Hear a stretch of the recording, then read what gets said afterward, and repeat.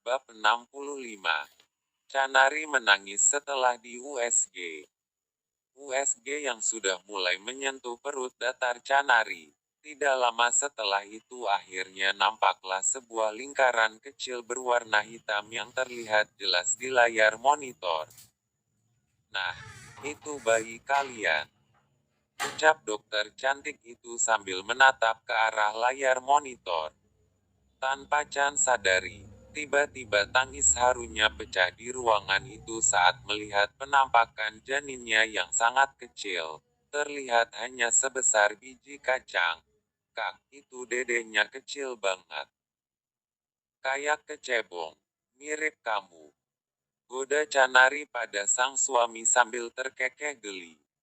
Dokter cantik dan suster yang mendampingi hanya bisa tersenyum seraya pura-pura gak mendengarkan omongan istri seorang pengusaha barusan. Walaupun saat-saat begini Canari masih mengoceh, tapi Basten memilih untuk tidak menanggapi ocehan istrinya barusan. Karena dia juga terlihat ikut terharu melihat calon bayi mereka. Dia membelayar rambut istrinya dan mengecup kening sang istri dengan mesra sebagai tanda terima kasihnya karena telah mengandung buah cinta mereka. Setelah beberapa jam mereka di rumah sakit, setelah selesai konsultasi dan pada akhirnya dokter mengatakan bahwa calon bayi mereka sehat selalu, dan tak lupa diingatkan calon mama muda supaya selalu menjaga kesehatan dan mengonsumsi makanan yang bergizi, dan semoga sehat selalu sampai pada hari persalinannya kelak. Hari itu mereka tidak lupa juga untuk menyempatkan waktu untuk menjenguk kakek di rumah sakit. Setelah beberapa hari ini mereka gak melihat kakek karena kesibukan berdua, terutama sejak terkabarkan kabar gembira tentang kehamilan Canari.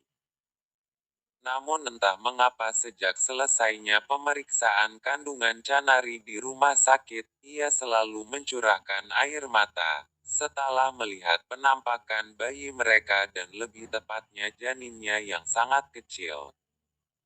Keduanya kini sudah sampai di tempat sang kakek dirawat, dan saat itu sang kakek menyambut mereka dengan gembira, karena sedang menunggu kedatangan cucu kesayangannya dan juga kabar gembira dari kedua cucunya tersebut. Keken, nah apa? Tanya Joyko dengan susah payah saat melihat cucuran air di mata Canari. Kita habis periksa kandungannya kek, tapi entah mengapa sejak dia melihat bayi kami, dia terus meneteskan air mata. Jawab Basten sambil mengusap punggung istrinya. Aku juga gak tahu kenapa, setelah aku melihat bayi kita tadi bawaannya nangis terus. Ucap Canari yang masih terlihat sedih. Udah. Jangan nangis terus, kasihan tuh dedek kecil. Malu melihat mamanya cengeng. Mau dibeliin coklat, atau es krim? Goda Basten. Walaupun tawaran sang suami belum tentu membuat Canari berhenti menangis, tapi ia tidak lupa untuk mengangguk. Seorang pembantu di rumah mereka yang hari itu menjaga sang kakek, dan begitu juga di hari-hari sebelumnya. Basten minta tolong untuk membelikan coklat dan juga es krim untuk calon mama muda.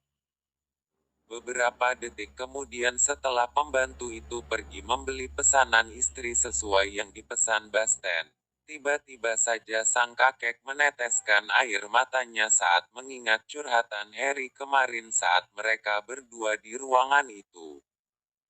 Rasa bersalahnya yang teramat dalam kepada cucunya membuat dirinya tak bisa lagi menahan tangisannya. Kenapa kakek ikutan nangis?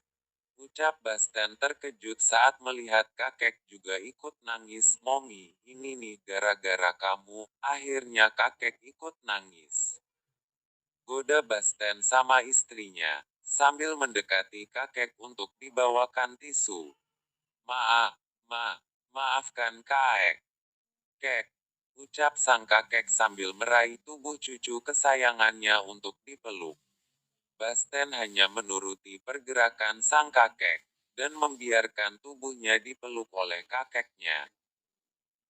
Joyko kini menyadari sifat buruknya yang begitu keras dulu. Saat Basten remaja hidupnya hanya berteman dengan kebandelan. Masa-masa SMP, SMA, bahkan sampai kuliah pun bisa dibilang lebih dari 5 instansi ia duduki.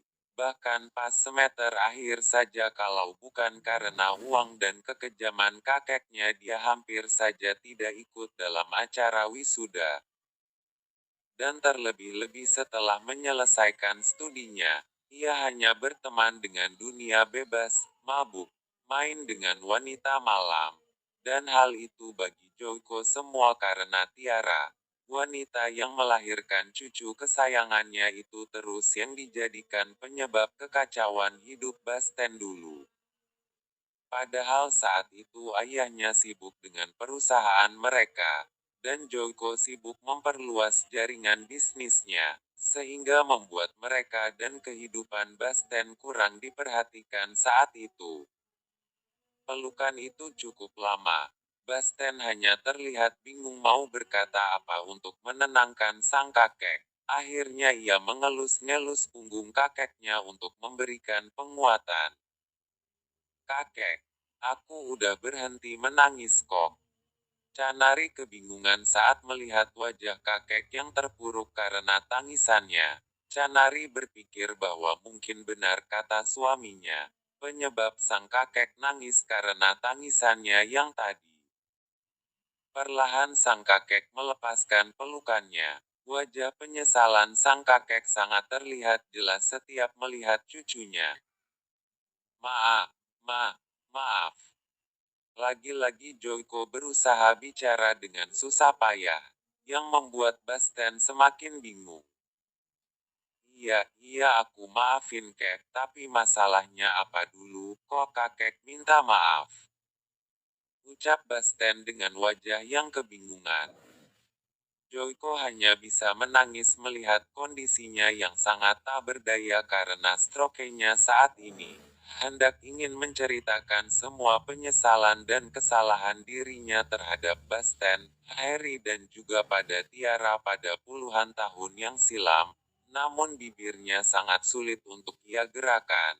Bahkan suara yang hendak ia ucapkan terdengar sangat tidak jelas dan terbata-bata. Canari juga mendekati sang kakek dan suaminya, dengan wajah yang ikut sedih juga. "Mungkin kakek merasa bersalah karena belum membelikan aku udang sambal." Ucap Canari terdengar serius, namun ia tidak menyadari bahwa jika hanya masalah itu, sampai segitukah sang kakek menangis. Hari itu Basten habiskan waktunya untuk bersama dengan istrinya, dan coklat yang dibelikan oleh pembantu tadi sudah sampai. Dan seperti biasanya di saat calon mama muda sedang menikmati batang coklat, ia selalu berucap, "Enak banget ya, sangat lezat dan menggoda selera." Seusai dari rumah sakit, mereka kembali dan sengaja berkunjung di rumah kakek. Jelas banget rumah kakek saat itu sangat sepi. Yang terdengar hanyalah kicauan burung-burung peliharaan kakek. "Kak, kita tengokin yuk anak-anak," Canari ajak sang istri saat melihat suaminya mulai sibuk dengan gadgetnya. Anak yang dimaksud ialah burung peliharaan sang kakek. Lanjut ke bab berikutnya. Semoga teman-teman sehat selalu.